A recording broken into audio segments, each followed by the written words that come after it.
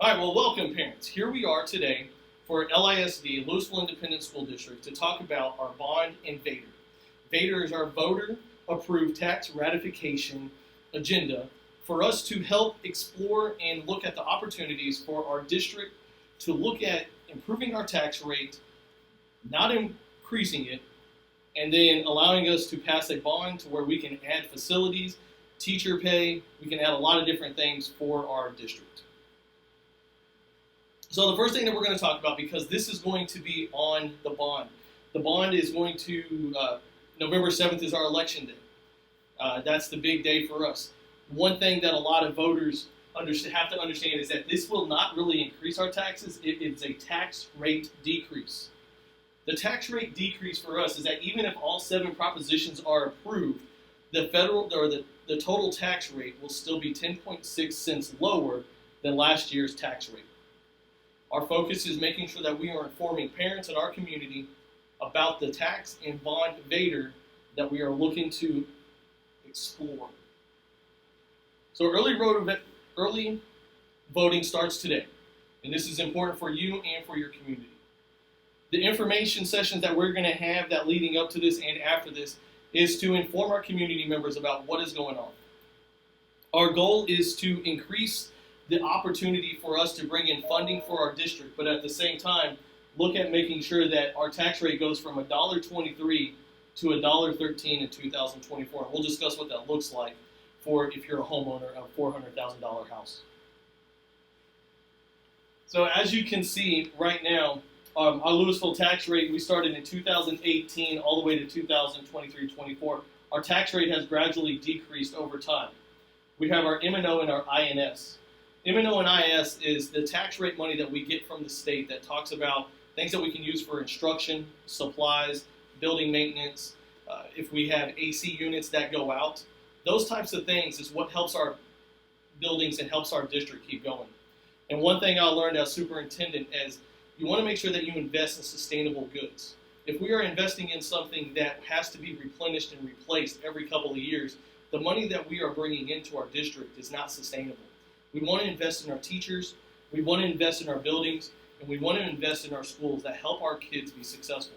And as we have seen, our increase and decrease of our students, our population has spiked at 55,000 students about 10 years ago, and right now we're about 48 to 49,000 students. We are not losing money, but we are not bringing in the money that was needed to sustain this. And one of these is the increased supplies of goods and also the money that we get from the state. So right now, Texas legislature has not increased public funding since 2019. Public funding is the amount of money that we get per student at our campuses. $61.20 is how much money our students get, or the district gets for our students. That has not increased with the increase of supplies, with the increase of expectations of maintaining those, teacher pay raises. The state legislature has not increased that tax or that taxable income for us. We are looking at the homestead exemption increase. The November ballot will also have a constitutional amendment proposing that the raise of the homestead exemption from $40,000 to $100,000.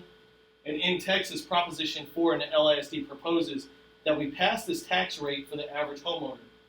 The tax rate decreases even if the voters approve all propositions. The total tax rate for Louisville ISD homeowners will still be 10.6%, 10.6 cents lower than what it currently is. So how does this look on your bill? If you look at the calculation of your bill and you're at a $4,000 or $490,000 home, your total savings will be almost $1,100.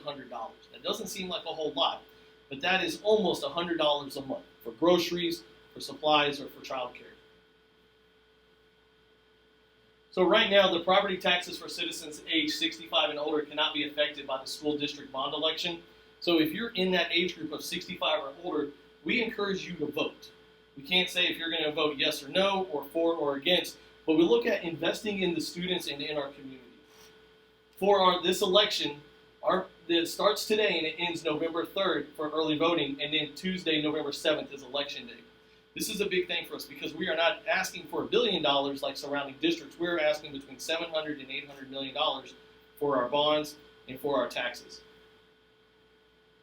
So did you know that LASD operates 5 high schools, 5 ninth grade and 10th grade centers, 5 specialty campuses, and 15 middle schools, 39 elementary schools, and 2 aquatic centers? This is what we have brought in for our students and for our families to help be successful.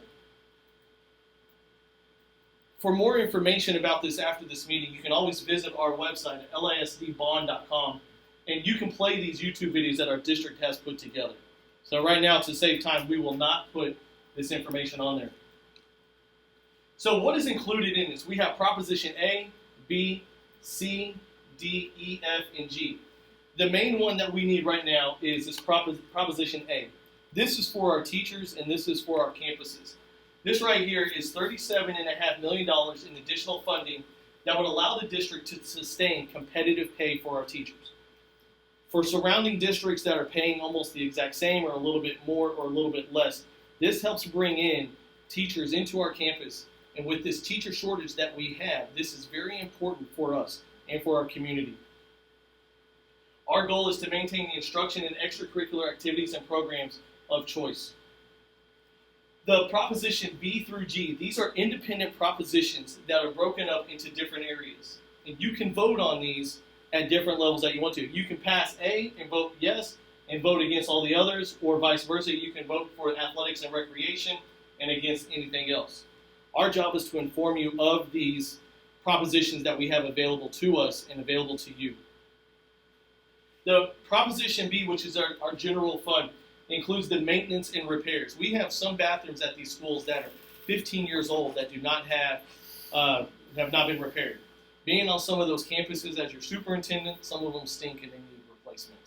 A lot of those sometimes it has the same tile that was in there 10, 15 years ago. And our custodians do an amazing job of cleaning and making sure that these smell good the next day, but over time it does wear out.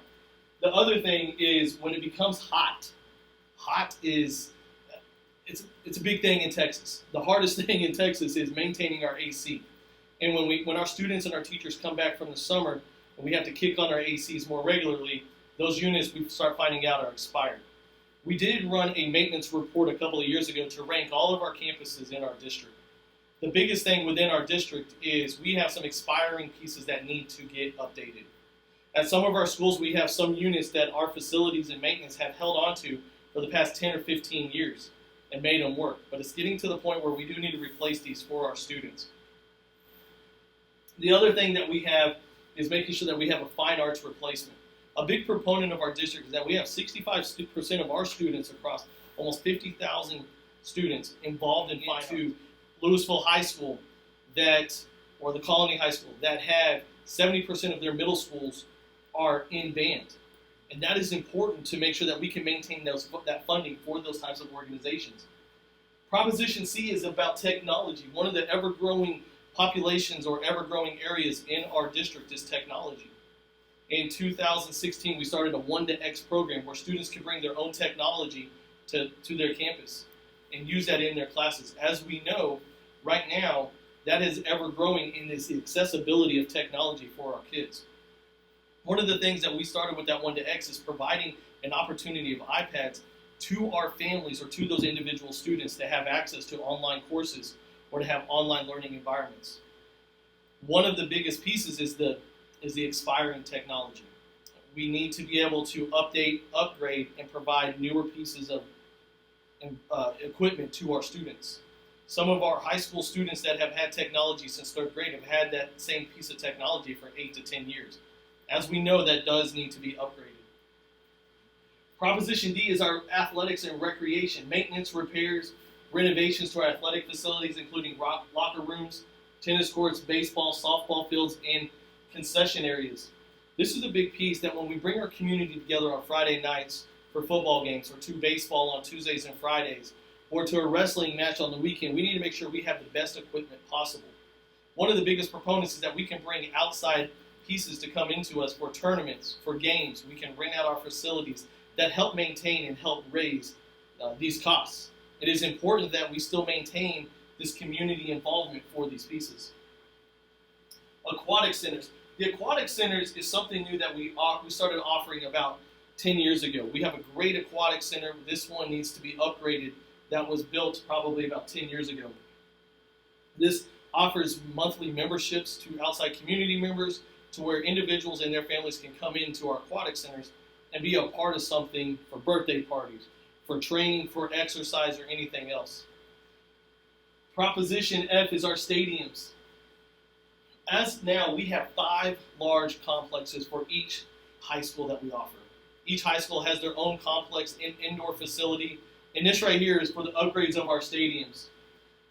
The full competition and level campus-based stadiums, these stadiums are used for football games, track and field, and we're looking to add repairs, maintenance, and other pieces of equipment. Proposition G is our indoor multi-purpose facilities. To me, this is probably going to be the hardest one to pass because this actually is not about maintenance, it's not about schools. This is about providing a training facility for our athletes. These multi-purpose facilities will be enclosed 100-yard turf fields that can be used for practice or training when the weather is not bearable. We can also use this for PE, ROTC, and special events. And if approved, Proposition G will provide 4 100-yard multi-purpose facilities for all of our campuses. So if you are part of one of these local groups or small groups, and you would like to have a representative there, I need to scratch all that was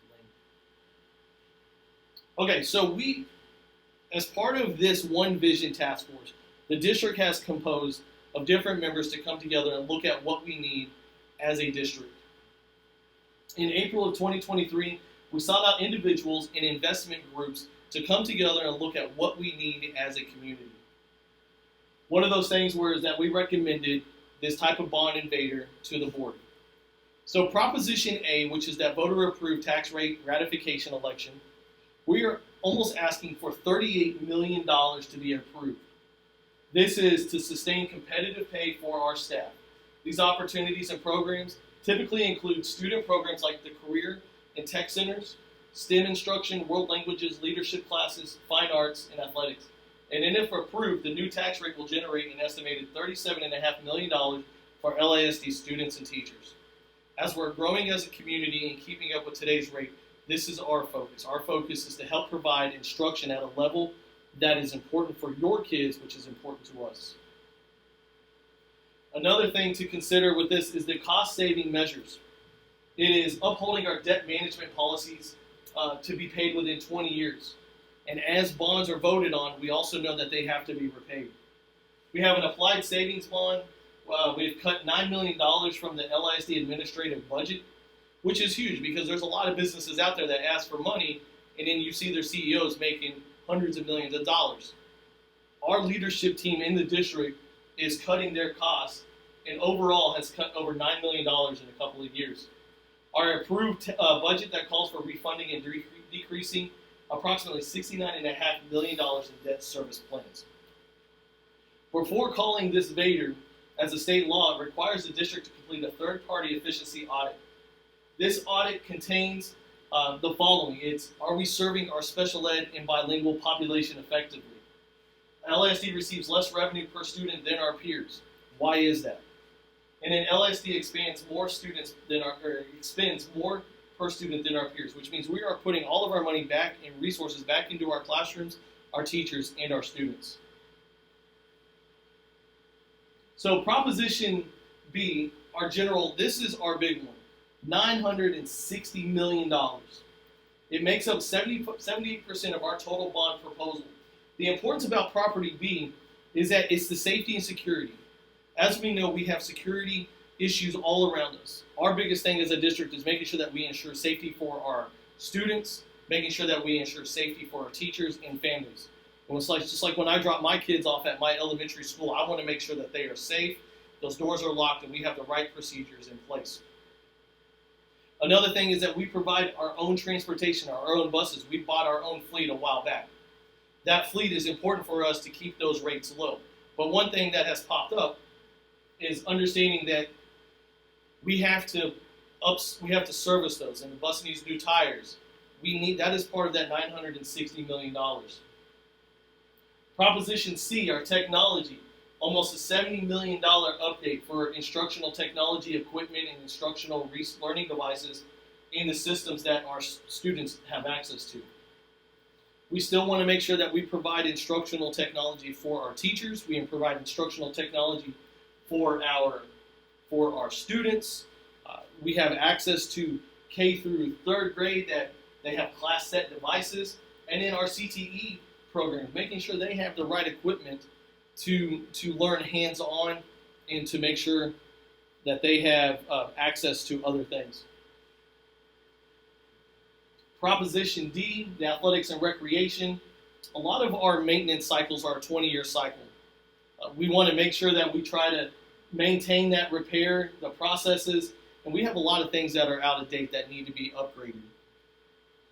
As you can see, this is per each school. We have a track that needs to be updated, baseball netting, softball backstop netting for each campus, baseball field lighting, with the incandescent lights versus LED lights. Incandescent lights burn out, LED lights last a lot longer, and we can save money on those. Tennis court fencing and new construction renovations. New locker rooms for some of our high school baseball programs, a new cheer locker room renovation for LHS cheer. These types of things help our programs thrive. And then Proposition E is our aquatic center. The maintenance, repairs, the renovations. These facilities are open to the community for lap swim and swimming lessons. A lot of this can be accessed through our community, which is our whole point of trying to get these things passed. What I look at is if we are not passing these types of bonds or these types of tax ratifications, then we are not opening our doors to the community, which means we are pushing them away. We want them to come to us. And then Proposition F, we talked about the stadiums. It's almost a $20 million request. But we are looking for stadium buildings to be renovated. We have 2 high schools that need to be renovated. They're about 23 years old each, and the ACs do not work in some of the buildings. The track needs to be updated, and then the component and the replacement parts for lighting for all 5 high schools. And then Proposition G, this is that indoor multi-purpose facility. This is an enclosed and climate-controlled facility that contains a 100-yard turf field and be used for practice and training for our students, athletics, and fine arts programs. So as that was a lot thrown at you guys, do you guys have any questions about the Vader? Do you have any questions about what we are trying to pass and why we are trying to pass it?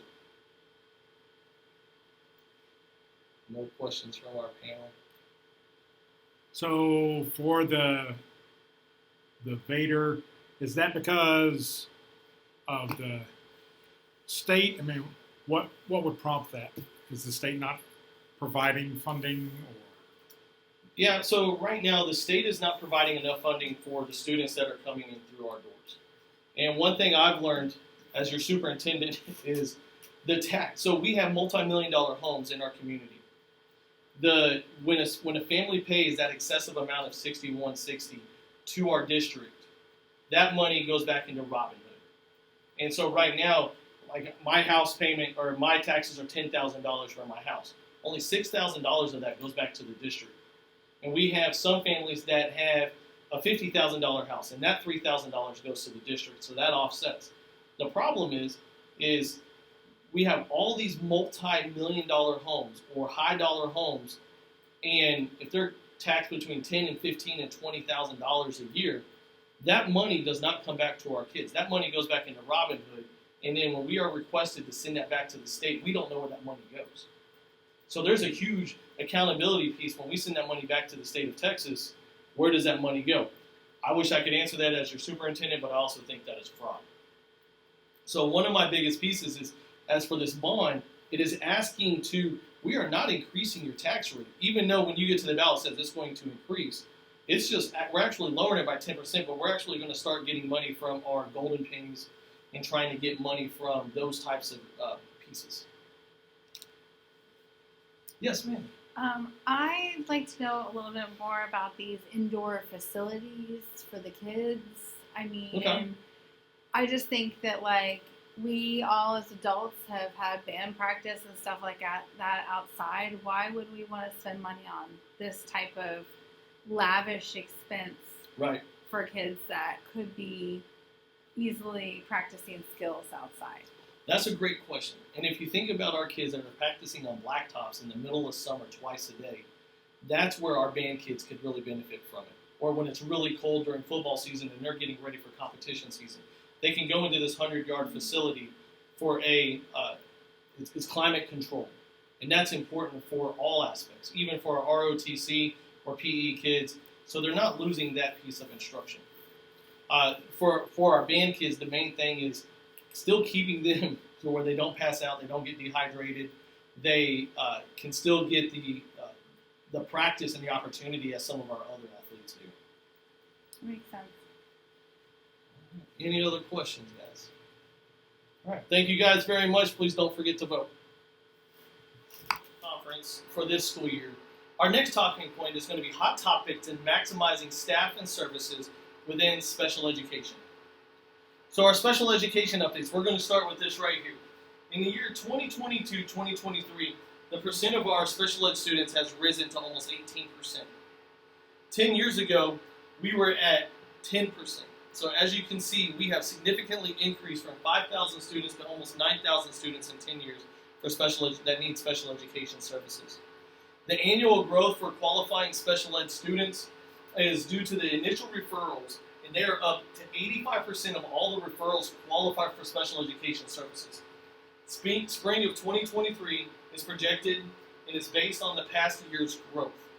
One thing that we have to keep in mind is that we can service these students through best teaching practices, RTI, and 504, but when a student has that additional need, we will be testing them. And as you can see from our blue to our red, fall submission, summer submission. And it's always increased by, it looks like, another 10%. And in the spring of 22-23, we went from 8,700 to almost 11,000 students that we were looking at. So here's our trend data. The trend for initial referrals by month and year. As campus principals, what you have to understand is this data does not really decrease to help us out. We get a lot of referrals in that August, September, October, November. The reason I feel that it's more October is because that's at our 9-week mark. We see where our kids are excelling at and where they're not excelling at. So the trend for initial referrals by year. This has increased pretty much almost every year except for 18-19. This was the COVID year, and then you look at, we were probably doing virtual learning, and then we got back up.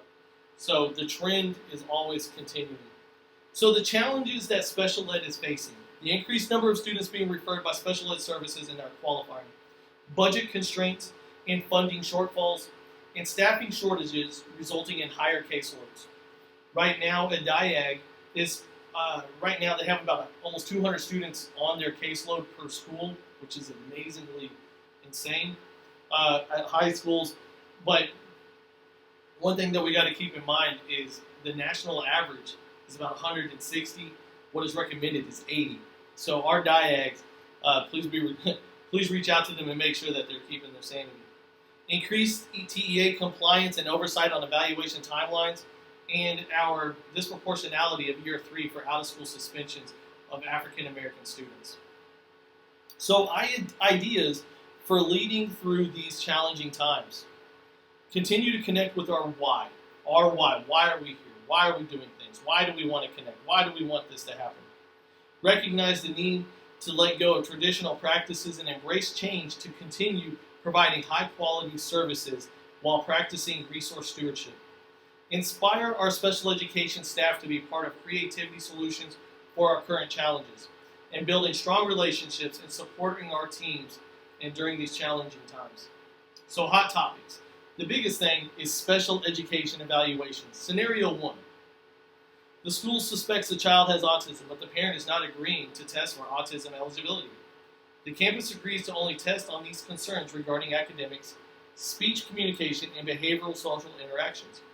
Is this an appropriate referral? No. Evaluations should include all areas of suspected disabilities based on federal and state law. If a parent refuses a portion of the evaluation, they are refusing the entire evaluation. If we suspect autism and a parent disagrees, it cuts off our obligation period under child find evaluation. So have your campus diagnostician assist in completing the prior written notice that indicates that the parent's disagreement with the district's proposed evaluation and contact your special ed director for guidance. Special education evaluations. Student has multiple office referrals for behavioral and emotional issues, and there's a suspicion of a disability. Staff feels that the parents should not be comfortable with the psychological evaluation for an emotional disturbance, so they recommend only ADHD and hopes the student may qualify for special education. Is this appropriate referral? No. Evaluations should include all areas of suspected disability based on federal and state laws to meet our child find obligations. So here are your takeaways as campus principals. Have critical conversations with the parents on the district's evaluation recommendations and be willing to not evaluate if the parent wants to pick and choose. Otherwise, here are some ways it could impact the district. The lack of efficiency with our evaluators' staff's time leading to doubled efforts at a later date puts the district at risk in due process hearings and makes MDRs more complicated since parents may later claim a disability that was not previously identified. Reach out to your special education director to assist you in these situations. So another part of Hot Topics, referrals for initial evaluations. Referrals for initial evaluations. These are students who experience difficulty in the general education classroom and should be considered for all support services available to all students, including tutorial and remedial supports, evidence-based interventions through multi-tier systems of supports, MTSS, for academics or behavioral supports, and the student is not required to provide with interventions for any specific length of time prior to the referral based on the full FIE. So referral to a special education. The appropriate time to make a referral is when there is a suspicion of a disability and there is a need for specifically designed instruction based off of MTSS data, grades, assessments, discipline. The parent referral for special education. If a parent makes a referral for special education for an FIE, a full individual evaluation, the district has 15 school days from the date of the parent request to respond either by gain consent or decline the evaluation in writing. So the process for a district agreement to conduct an FIE. The administrator who is made aware of the parent request should complete the following steps. Review all academic and social emotional behavioral data, input from the MTSS supports, and if there is a suspicion of a disability and or a need for a specially designed instruction. If based on existing information, the district agrees to conduct an FIE, the administrator completes the notice of referral, or the NORI. For MTSS and parents' request for a special education evaluation, if the student is not receiving MTSS interventions and the district agrees that the parent evaluation requested, the MTSS intervention should be put in place to address the needs. It is important to train teachers and staff to report the administrator of any parent request for special education for the information for the district for child find. The process is for a district refusal to conduct an FIE. It's as if administrator who is made aware of the parent request should also complete the following steps. The biggest thing that we have to gain from this is that if we refuse to conduct an FIE, why? Is it based on existing information that we do not agree to conduct a full FIE? Because this does take 90 days, or we have 90 days to conduct it. It takes a lot of time and energy. The administrator completes the prior written notice and is aware, but the parents are in disagreement. And this leads us to reevaluations. Reevaluations are required to be addressed every 3 years through a review of existing evaluation data, which is a READ, to determine whether the child still has a disability, the child continues to need special education services, or the present level of academic achievement and functional performance, a PLAF. And these part of the reevaluations will just carry the services forward. If through the READ process the ARD continues that the additional evaluation and assessments are needed, it is important to understand the following implications. There is not existing data and evaluation information to determine that the child has a continued disability, or there's a suspicion or another disability that has not been identified. There is not sufficient information to determine the appropriate programming and services for the student. This is what our ARDS reads and what we need through this evaluation process. So here's a reevaluation scenario. Staff are asking for a reevaluation on a life skill student because the student is moving from elementary to secondary. Is this a good recommendation for additional evaluations? I say no, and here's the reason my team says no. The review or the read is part of the reevaluation that looks at whether the child continues to have a disability. Yes, they still have the disability. If we have all this information and we need the child's performance and programming, there's no need for a new evaluation. The PLAF will carry over for sufficient programming. So here's a key takeaway. If sufficient information is present to determine continued eligibility and recommendations for appropriate programming, the ARD should consider completing the READ document in order to summarize the existing information, and we will meet at a 3-year re-eval for that requirement. Asking for unnecessary testing is in difficulty managing our evaluator staff caseloads and meeting legal timelines for evaluations. So dismissal from special education. If a student child no longer has a disability that requires special education and related services, a READ should take place. Students who are dismissed from special education should be considered for Section 504 to address their accommodations. Maximizing your SLPs. Your SLPs are your licensed school psychologists. There's a nationwide shortage right now, and you as a campus need to understand that we currently have 6 open SLP positions with no potential applicants. SLPs are having to prioritize direct therapy in order to address the level of need for our students. Students participating in language-rich environment may only require a one time per week of speech therapy. So how do we maximize our SLPs? Their schedules need to be flexible since they are serving more than one campus to complete evaluations. SLPs' participation in ARD should be limited, and once their part is done, they can be requested to leave the ARD. SLPs should not be included in campus plans associated with extra duties or STAR examinations.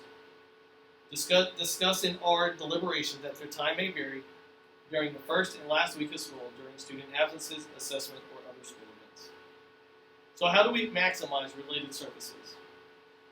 In special education and through this training, our goal is to maximize what we have. The term related services means transportation and such developmental corrective and other supportive services as may be required to assist a child with a disability to benefit from special education.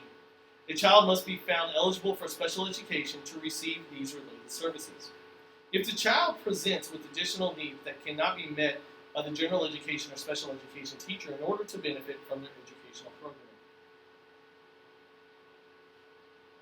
With budget constraints and increased referrals for special education, our related services providers are challenged with managing increased caseloads. It is our current practice to make referrals of related services only when a student presents with needs for their educational services that cannot be met by the general education process. So we must consider, how do we request and prioritize occupational therapy and PT as related services? They are available as a campus resource to make classroom recommendations, but do not have to formally evaluate students to make those recommendations. And then our special education counselors. Special education counselors are having to prioritize students with the most significant acute issues. These students will most likely be served with weekly sessions, then fade as they require new skills and master their IEPs. Counselors should not be a part of the campus duties plan since they are providing counseling and crisis interventions. So hot topics, ESY, extended school year. This is the education that happens over the summer, and we require that we have these at every ARD. ESY services must be documented by formal measures, and it is not an automatic recommendation just because a student attending ESY the past summer. The documentation must demonstrate that in one or more critical skill areas of the IEP, the student exhibited several regressions without recoupment. So TEA, results-driven accountability. LISD has performance level of significant disproportionality year 3. So our corrective action requires you use 15% of IDEA federal funds for comprehensive coordination early review services. Review policies and procedures and develop an action plan to submit to TEA. We will provide you more information for this.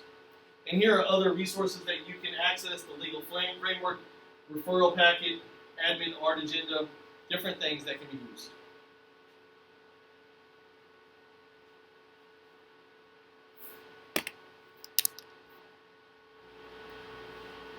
Our next piece of training that we are going to talk about today is going to talk about the Inspire piece, the community engagement. And this is going to talk about our BLT conversations that positively impact our communication. So our learning questions when we talk about our BLTs is, how will I create a building leadership team to impact positive change and support campus goals? How will I use my BLTs to positively communicate goals, progress, and change on my campus?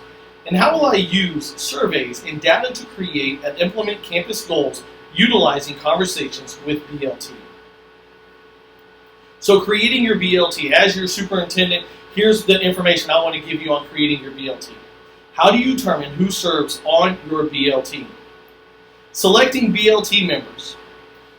Chenoweth and Everett, 2002, suggests that leadership team members should be committed to school-wide change, be respected by colleagues, possess leadership potential, and demonstrate effective interpersonal skills, and be able to start projects and get things done.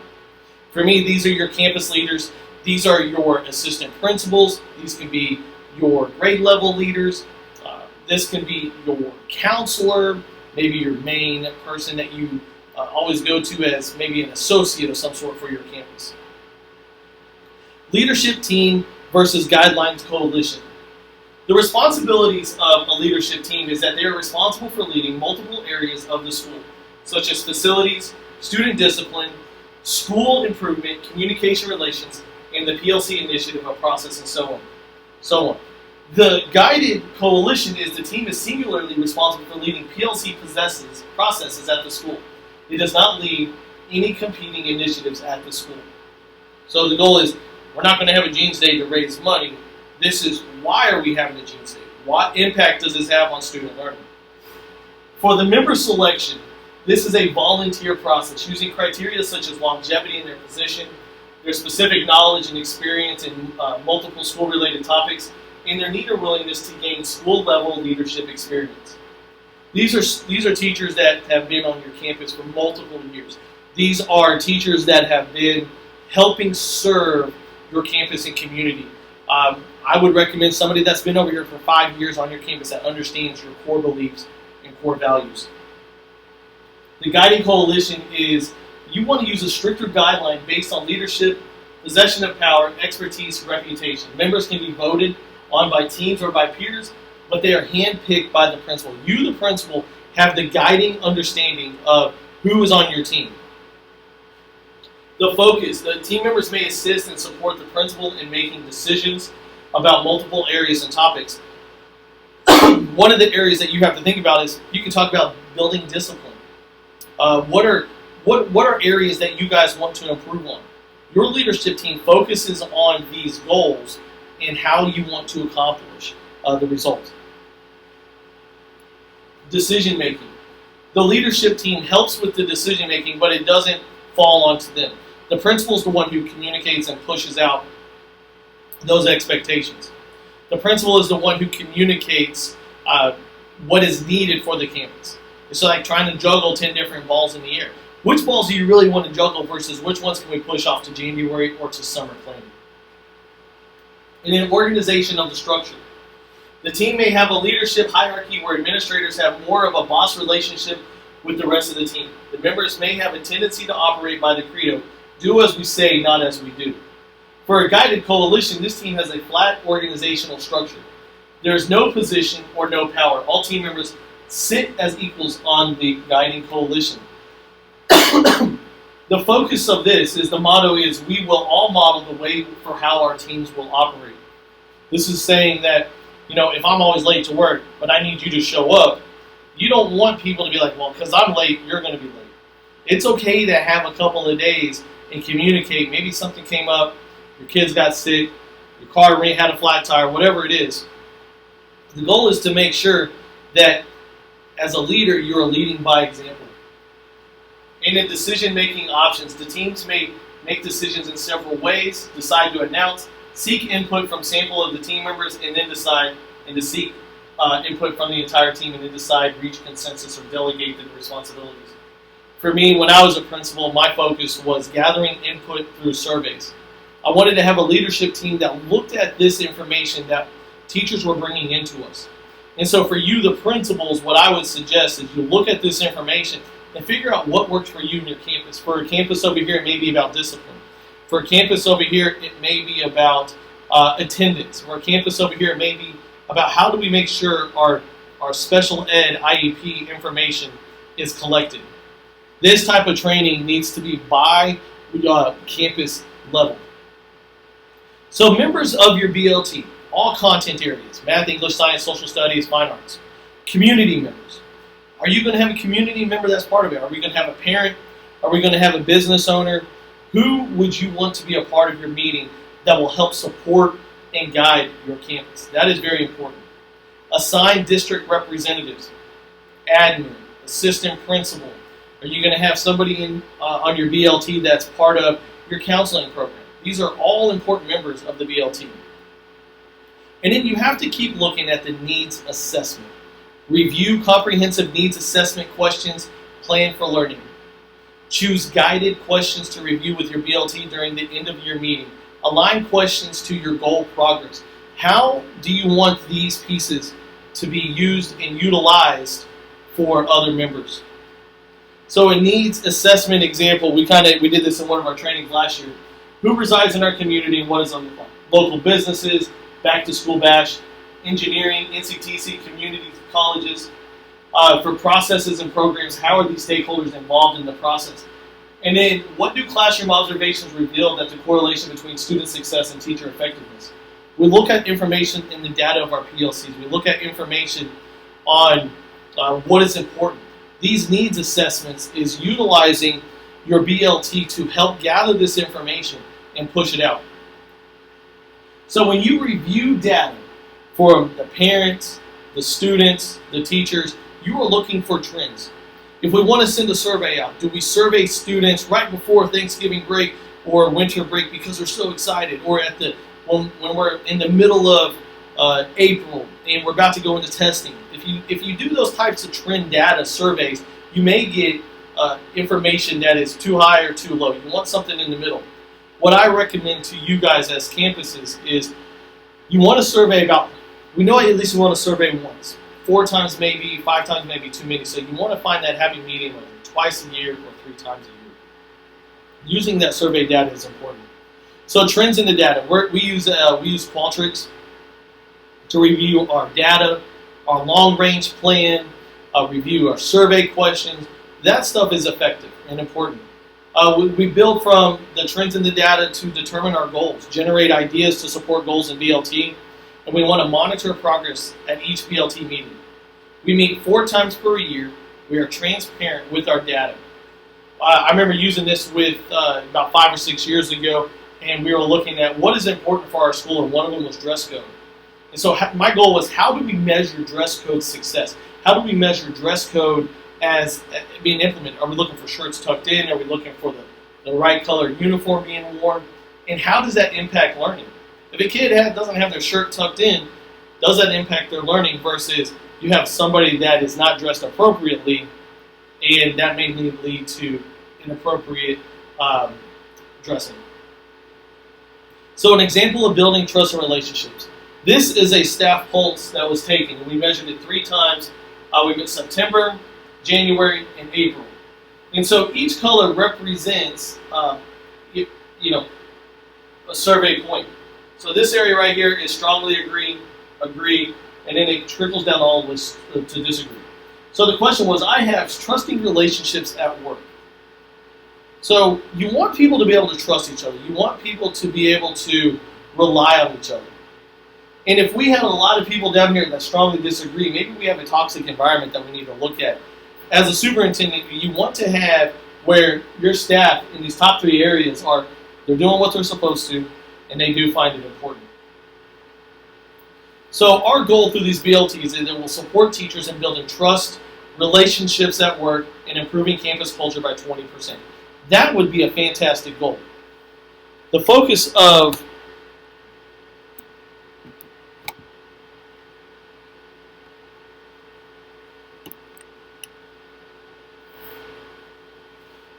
The focus of these BLTs helps supports these goals later on. So ideas from a BLT. Lunch recess coverage for additional planning provided by the PTA and community. Grub club. Meet with every team or content area providing lunch chat with the admin. Team lead PLCs. Spreadsheet data non-negotiables. These ideas came from the BLT, and we talked about how does this help our building and how can we utilize this information to help our staff and to help our teachers and students. So data review ideas. We meet during our conference times before or after school. We look at a describe, interpret, evaluate protocol to review survey data. And we provide questions after the review. So collaboration requires risk, trust, and transparency. And the biggest thing is that when you are giving this information, you want to provide this information with no blinders. Provide this information that, hey, here you go. Now what do we do with it? As a building principal, there's a lot revolving around you guys as a building principal that requires you guys to stay on task and to do what you're supposed to. But there are so many different avenues of our district that we have to follow, and it is important that we try. Do we have any questions from this? Thank you. Another type of training that we would like to offer as a district is understanding the behavior management plans. So why? Why do we need behavior management plans? So we have this overarching behavior management plan for our district, and we need you guys to have one for your campus. So the Student Service Board audit noted a lack of specific planning for behavior management at the campus level. The intentional behavior management plan can close the gap from expectations to discipline, and it can support staff in engaging learning environments through fostering positive relationships, establishing consistent expectations, and providing appropriate intervention and support to meet student needs. So the LISD, our District Student Behavior Management Plan. So let's explore. With the support from the district and the district leadership team, this provides a foundation for behavior management and supports consistency balance with differentiation for individual needs and circumstances. It also illustrates the importance of each element of behavior management, identifying and teaching expectations, fostering an environment that promotes positive relationships and student belonging. So our elementary, so the key points. So prioritizing success comes from the students require spending as much or more time as teaching expectations or providing intervention as we do on disciplinary responses.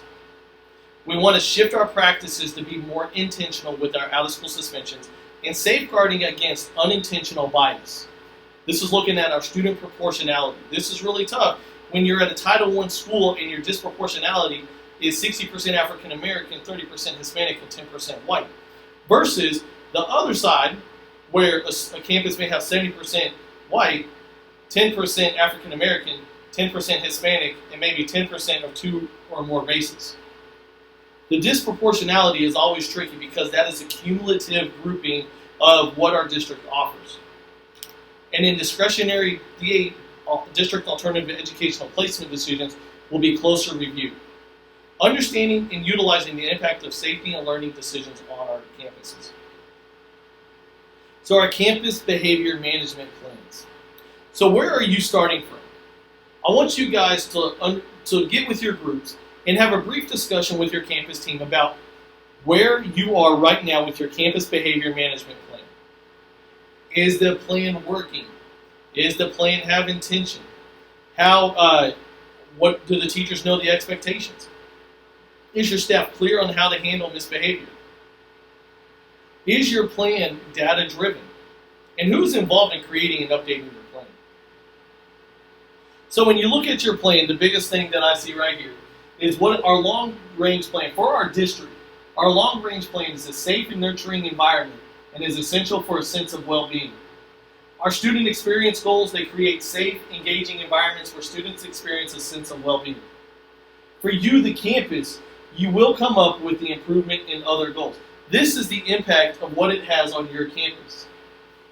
You need to understand that this is going to be different for all campuses. So if you're a Title I school, an affluent school, this right here is what does this look like on your campus.